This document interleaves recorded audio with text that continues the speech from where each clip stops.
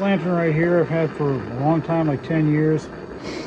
Unfortunately, this is the one that had a rusted out font that I epoxied, and even though I had it slanted, I had noticed that when I reinstalled it, I inadvertently broke the fuel tube because there was actually some epoxy I had pulled up that I didn't see. So since then, oops, sorry about that. Since then, I've tried to find alternate fuel tube to use for it. The only one I could find that was close was a from the Thermos. I think it was a Thermos brand, but I don't know. For whatever reason, the air doesn't last very long. The pressurized air doesn't last very long.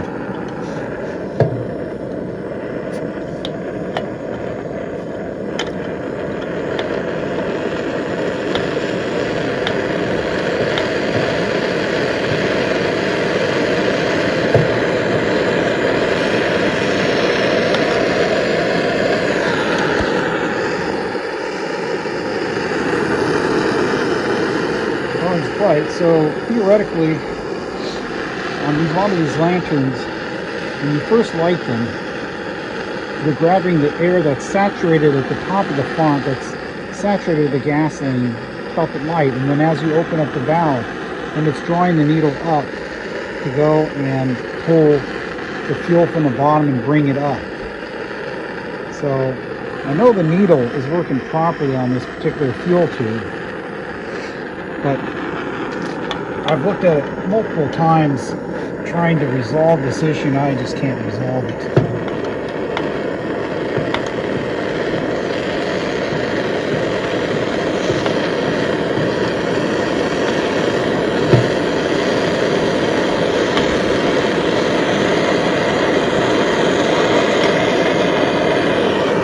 It's really an aggravating issue, to be honest with you.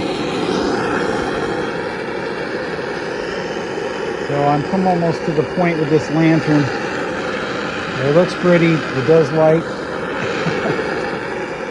Is to just kind of make it a demonstration lantern that it's not a practical lantern because it won't burn very long without having to pump it up, but it still does work.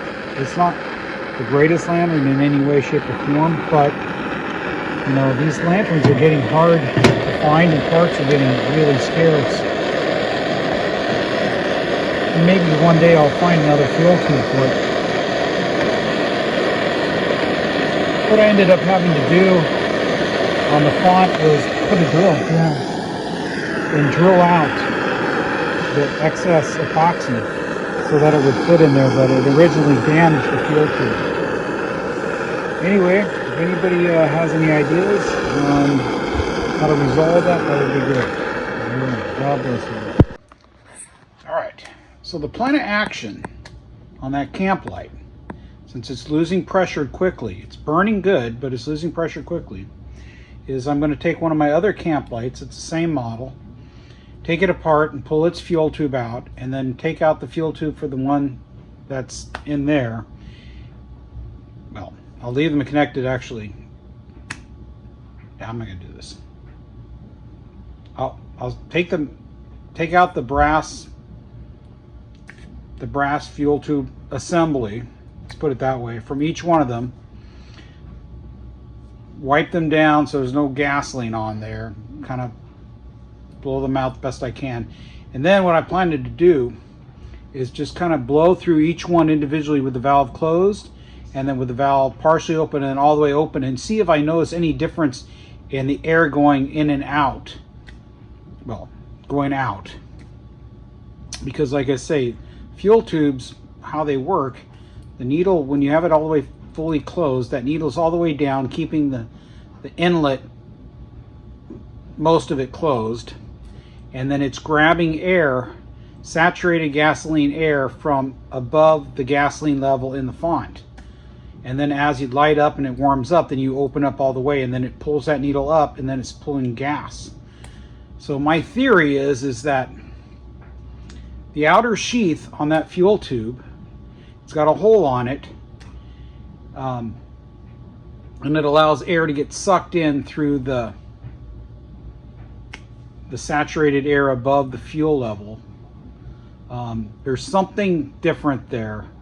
Something is not right. So I want to compare the two tubes, and I want to see what the difference is. And then, because I have two Kamplites that work properly, and I got one which is my problem child, which is my original one that I had that unfortunate situation.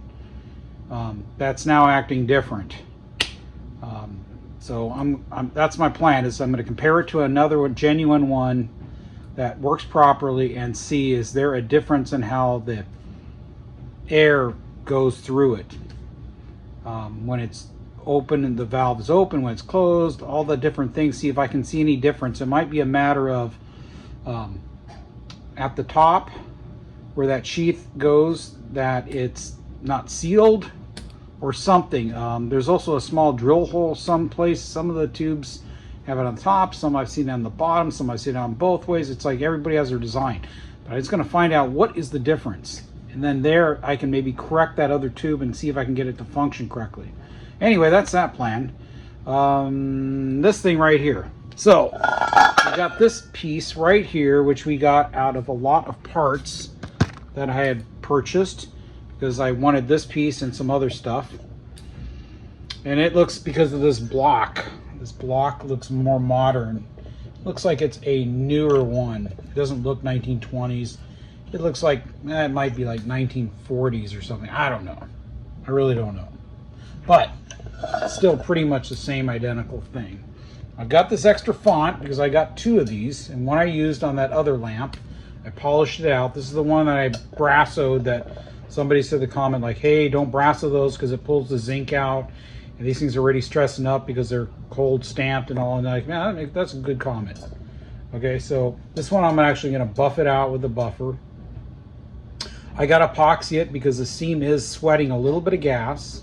So we'll epoxy that. I'm just going to put a little bit in there, swirled around just a bit. Keeping away from the air tube. I got actually, because this is the one that was electrified.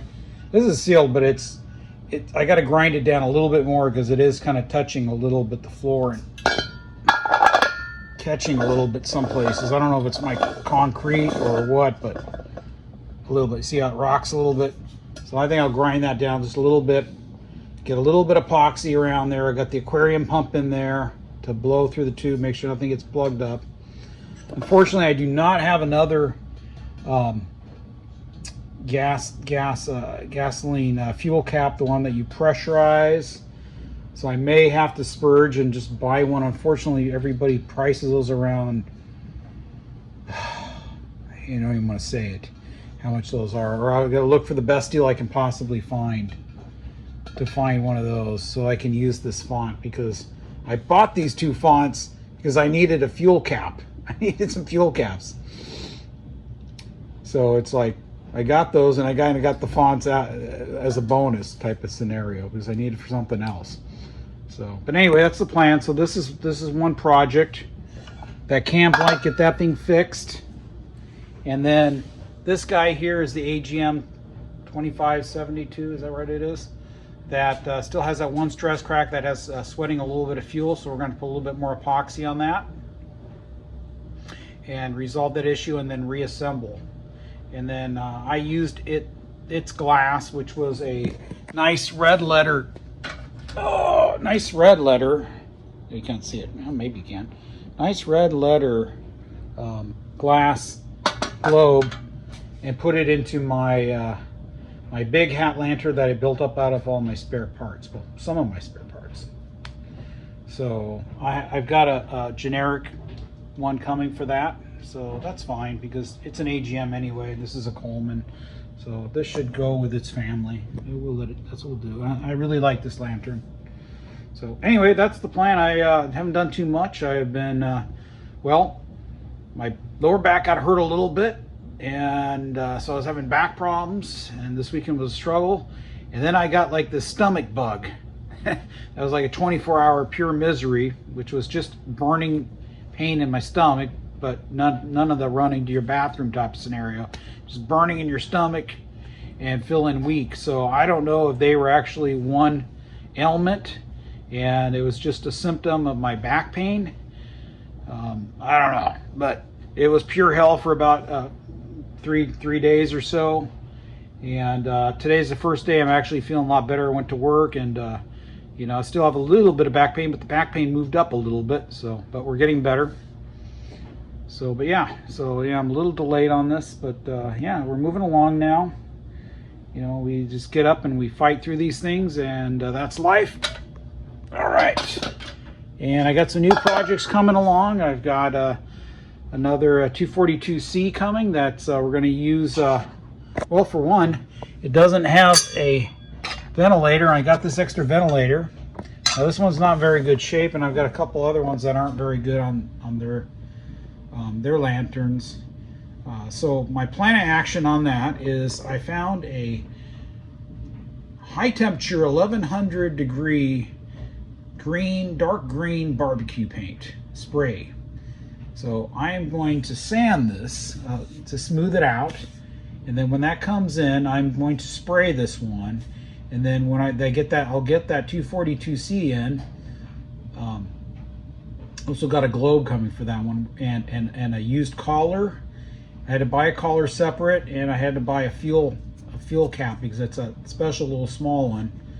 I had to buy one of those. I had to splurge for those parts, but I got them as cheap as possible. We're going to assemble that, and we're going to try out that dark green 1100C. I think it's 11. I forgot if it's Fahrenheit or Celsius, but it's like super high temperature for a barbecue. I think it's going to work. So we're going to spray it on this one, and then we're going to try it. We're going to let it run for a while, and we're going to see if it discolors or if it hangs in there. I've seen the regular ceramic covered ventilators, when they get hot, they do turn dark, and then when they cool down, they turn green or whatever color they are again. So these do get very hot. But we're going to try it out because this is really ugly anyway, so what do we have to lose on that? And I got another one that's even worse. So we'll get those guys all sanded. We'll actually spray both of them. And we'll try them both, and we'll see what happens. All right, well, anyway, God bless y'all. I got to get going here. It's almost time to go to bed. And like I say, this will be another one coming up here to get this thing dialed in. This 242C with the repainting the ventilators, and then we've got the AGM 2572. We're going to epoxy that also and get that reassembled. And like I say, I've got some other new lanterns coming in. So we got a lot of stuff going here. So God bless y'all, and hope you have a great rest of your week. And we got the holidays coming up here, so hope you got good projects and got some great coffee. I got a new coffee, which I tried. We're gonna use that for our next coffee challenge. It's this Volcanica. Looks pretty good. It's Tanzania pea berry, so it's got a nice smooth flavor to it. I tried it this morning, and it's pretty good. So that'll be the next coffee challenge. All right, God bless you. Take care. Jingle bells ringing in my ear. Jingle bell, a sound that's oh so dear. Frosty the snowman is all around town. Watch out for reindeers.